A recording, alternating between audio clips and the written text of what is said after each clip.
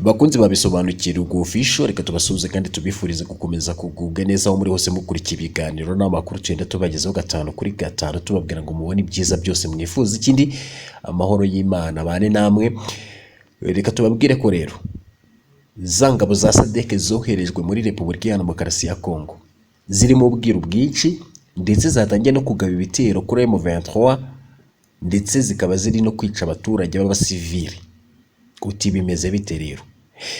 Twakubwira ko n'ubundi ingabo z'umuryango w'ubukungu bw'ibihugu byo muri Afurika y'Amajyepfo Sadc zatangiye kugaba ibitero n'ubundi bikaze kuri M23. Noneho rero igisa n'igitangaje nuko ibintu bihafi ya byose biri kugirwa ubwiru, kuko nkuko byavugwaga ko hagiye ingabo 200 zo muri Sadc, ntago ari byo, ahubwo nkuko bigaragazwa n'inyandiko zaturutse mu bunyamabanga bwa Sadc zagizwe ibanga n'abasirikare 580 bari muri Repubulika ya Demokarasi ya Congo bagiye kurwanya umutwe wa M23. Bikuyeho ko rero atari abasirikare 200 nkuko byari byatangajwe mbere, ahubwo ngo n'abasirikare bagera kuri 580 nkuko inyandiko zavuye mu bunyamabanga bwa Sadc zagizwe ibanga zabigaragaje. Izi ngabo rero n'ubundi zikaba zatangiye kugaba ibitero bikaze kuri M23. Usibye izi rero, urabizi ko n'ubundi ingabo z'u Burundi nazo zoherejwe muri Repubulika ya Demokarasi ya Congo kujya gufasha FARDC kurwanya M23 mu ibanga rikomeye cyane. N'ubundi aba bose bagiye gufatikanya, bivuze ko ingabo za Sadc, ingabo z'u Burundi, ingabo za Congo, imitwe yitwaje ntwari iri gufasha FARDC irimo Wazalendo, Maimai Nyatura, FDLR n'indi, abacancuro bose n'ubundi bagiye guhurira ku mutwe wa M23 kugira ngo barwanye umutwe wa M23. Hakibazwa rero, ese koko bigiye kuzana amahoro muri Repubulika ya Demokarasi ya Congo? Kuba n'ubundi biri kugira ubwiru, hakagaragazwa ingabo 200 karizo zoherejwe mu burasirazuba bwa Congo, nyamara ari ingabo 580. Ibi byo byaba bihishe iki? Uburasirazuba bwa Repubulika ya Demokarasi ya Congo ntibwaba bugiye kubisibaniro ry'imirwano n'umutekano muke, noneho ukakomeza kuba karandi? Reka twiganire rero. Ingabo z'umuryango w'ubukungu bw'ibihugu byo muri Afurika y'Amajyepfo Sadc zatangiye kugaba ibitero bikaze ku mutwe wa M23, ndetse amakuru yagiye ahagaragara avuga ko izo ngabo ziri mu burasirazuba bwa Repubulika ya Demokarasi ya Congo zirenga 580, aho kuba 200 nkuko byari byatangajwe. Twakwibutsa ko kuva mu Kuboza cyangwa se mu kwezi kwa 12 umwaka uheze cyangwa se ushize wa 2023, ingabo za Sadc zatangiye kwinjira mu burasirazuba bwa Repubulika ya Demokarasi ya Congo zigiye gutera ingabo mu bitugu za leta FARDC mu rugamba rwo guhashya M23.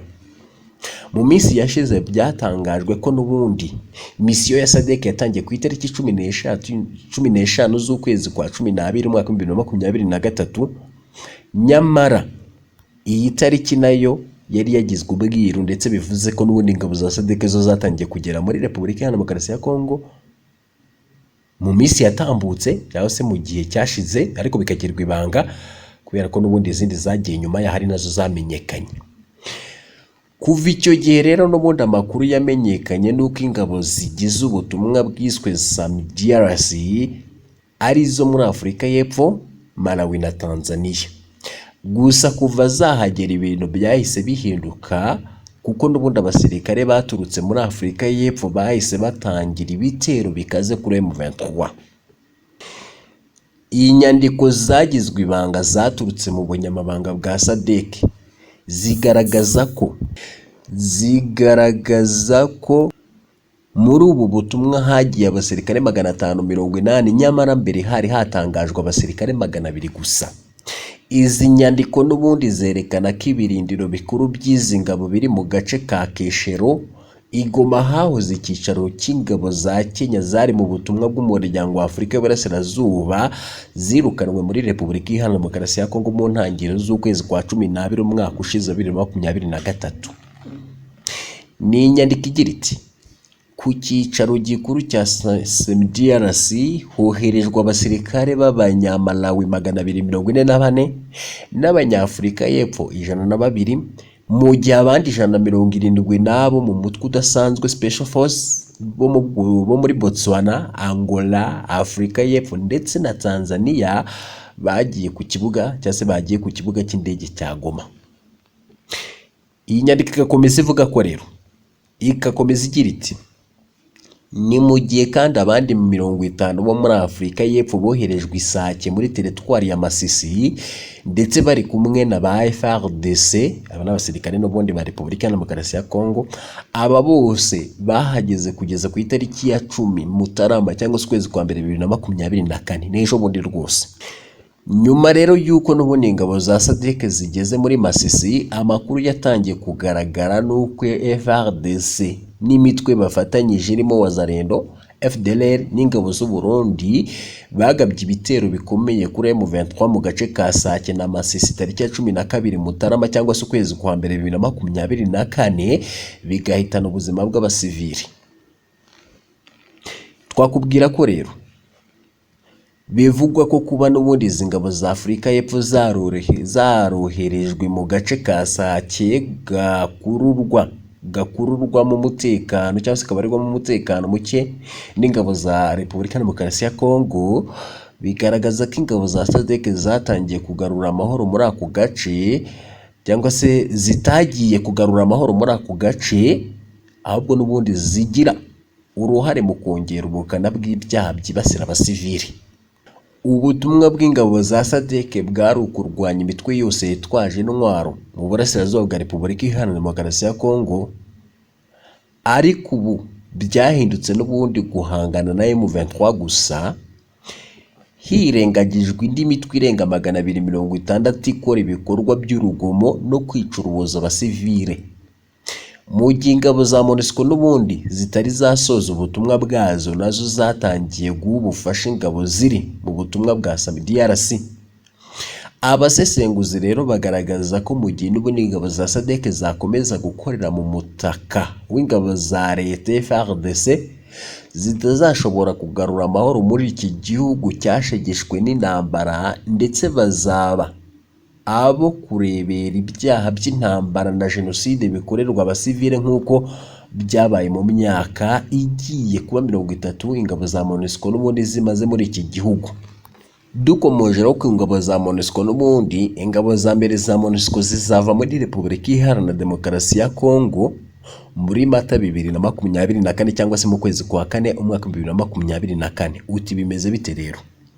Twakubwira ko umuyobozi wa MONUSCO yavuze ko ingabo zigera ku 200,000 zabo zizava mu turere tw'iburasirazuba bwa Repubulika ya Demokarasi ya Congo mu mpera z'ukwezi kwa 4 mu cyiciro cya mbere cyo kuvana ingabo mu butumwa bwo kubungabunga amahoro muri iki gihugu. Akanama k'umuryango w'abibumbye gashinzwe umutekano kemeje ko ubutumwa buzarangira mu kubuza nyuma y'icyifuzo cya Perezida Felix Tshisekedi muri Nzeri cyo kwihutisha n'ubundi cyurwa ry'ingabo zari zimaze imyaka isaga 20 muri Repubulika Iharanira Demokarasi ya Congo. Kugeza ubu rero ingabo zigera kuri 13,500 za MONUSCO zasimbuye izindi z'umuryango w'abibumbye zabanje mu mwaka 2010 mu rwego rwo gufasha guhosha ihungabana ry'umutekano mu burasirazuba bw'igihugu cya Afurika yo hagati, aho imitwe yitwaje intwari rwanira ku butaka n'umutungo kamere by'iki gihugu cya Repubulika Iharanira Demokarasi ya Congo. Iyo mitwe rero bikaba bivuga ko byibura igera kuri 260 cyangwa se irenga 260 nk'uko byagiye bitangazwa. Ariko muri iyi myaka n'ubundi mike ishize, ukuhaba kwazo kwarushijeho kwamaganwa na rubanda runenga izi ngabo, ruvuga ko zananiwe n'ubundi kurinda abasivile ndetse imitwe yitwara gisirikare, bituma haba imyigaragambyo isaba ko ziva muri iki gihugu cya Repubulika Iharanira Demokarasi ya Congo. Umuyobozi w'ubwo butumwa Bintu Keita yagize ati dufite ingabo 13,500 zemewe n'akanama gashinzwe umutekano guhera ku itariki ya 30 Mata, nibitangira tuzagera kuri 11,500. Icyicaro cya mbere cyangwa se icyiciro cya mbere mu byiciro bitatu byo gucyura ingabo kizatangira mu ntara ya Kivu y'Amajyepfo, aho Keita akomeza avuga ko n'ubundi birindiro 14 bya MONUSCO muri iyi ntara bizafatwa n'inzego z'umutekano za Congo. ingabo z'umuryango w'abibumbye nyuma zizava mu ntara za Kivu y'Amajyaruguru, Ituri mu byiciro bikurikira, ndetse Minisitiri w'Ububanyi n'Amahanga wa Repubulika Iharanira Demokarasi ya Congo Christophe Rutundura yatangarije abanyamakuru mu murwa mukuru Kinshasa ko biteganijwe ko ingabo z'umuryango w'abibumbye zizaba cyangwa se zizaba zavuye muri Congo zose bitarenze ku itariki ya 31 Ukuboza.